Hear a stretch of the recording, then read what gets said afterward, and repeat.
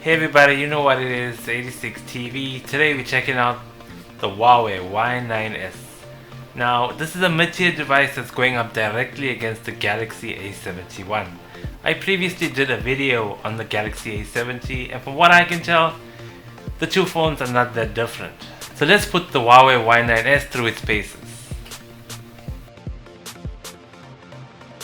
The phone dropped in November last year, which was pretty late, around the coronavirus period peak time, and it retails for about 7,000 Rand locally in South Africa, and that roughly translates to about $230 in the United States.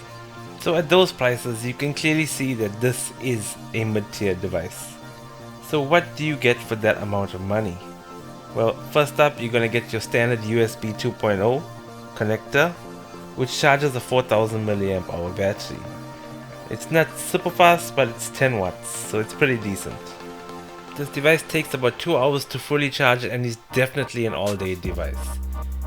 Huawei has some killer power saving features. A clear transparent case is provided in the box, as well as a pre-installed screen guard.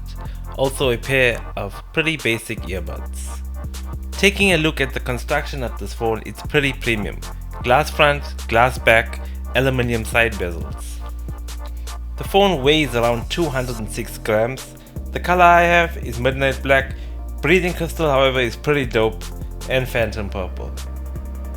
This phone is a fingerprint magnet, as with all glass back phones.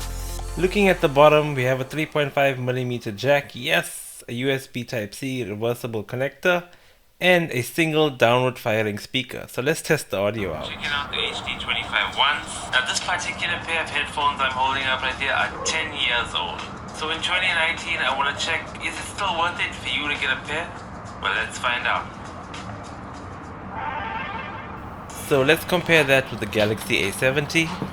Welcome back to the channel everyone. I'm DJ86 and you're watching 86 TV. Today we're doing a small throwback. We're checking out the HD25 ones. Now this particular pair of headphones I'm holding up right here are 10 years old. So in 2019 I want to check, is it still worth it for you to get a pair? Well, let's find out.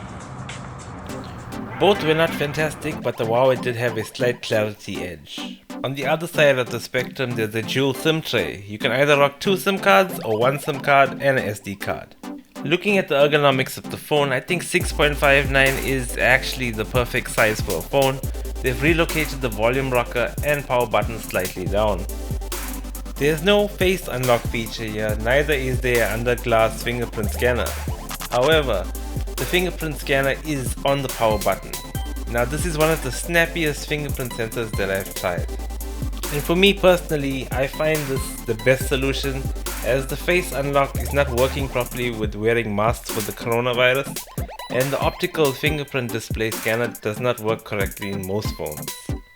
Yes, this Huawei device does come with Android 9 Pie with the Play Store pre-installed, but it does have EMUI on the top of that, which has some pretty great power saving features, but that's about it. This phone is sporting an older chipset, the Kirin 710F, as well as 6GB of RAM. It's a bit of an older processor, which is on par with the Snapdragon 660, but you should have no problems running applications and playing some light gaming.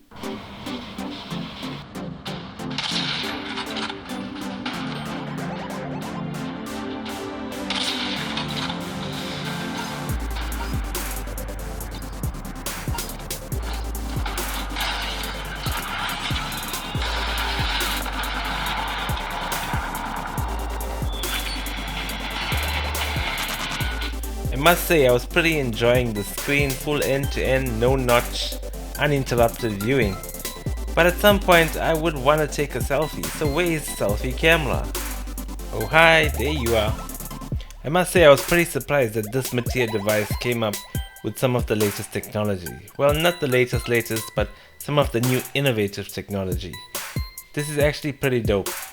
And the selfie camera feels quite solid. It does not feel like it's gonna break at any point. However, if you do accidentally drop it, it does have an automatic retract feature. So let's test out the quality of the selfie camera.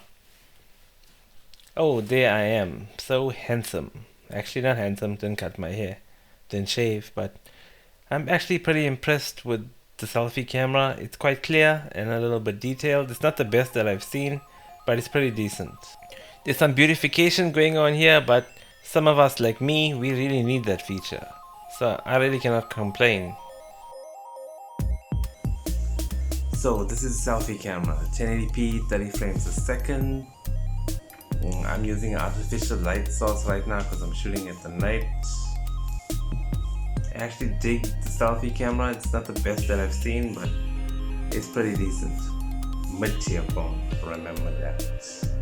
Okay, so we're out here checking out the video. Selfie camera. People are looking at me weirdly.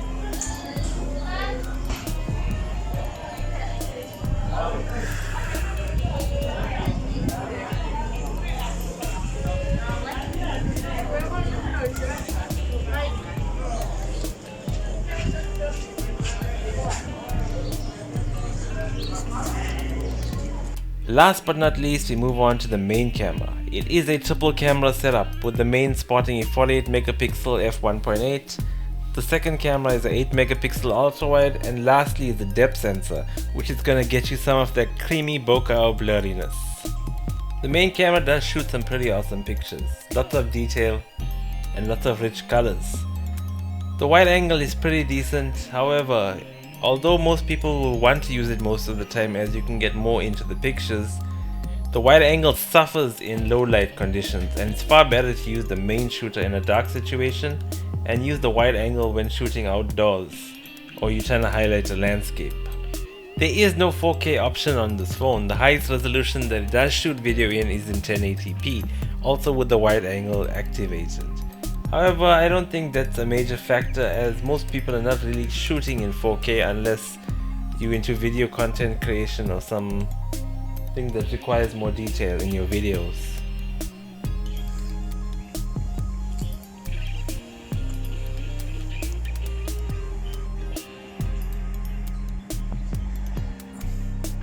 Okay, this is the wide angle.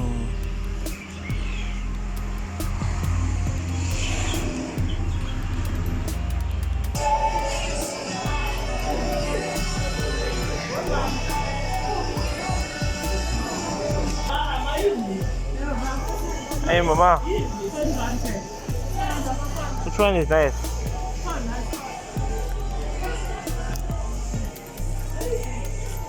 I want this one.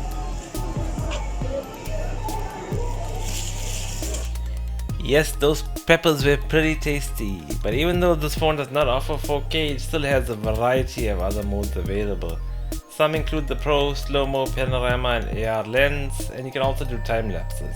There's also HDR that's available, but let's take a look at the Slow-Mo. It does shoot in 720p, but this is 240 frames a second, and there's an unlimited recording in 120 frames a second. We gotta look at this closer.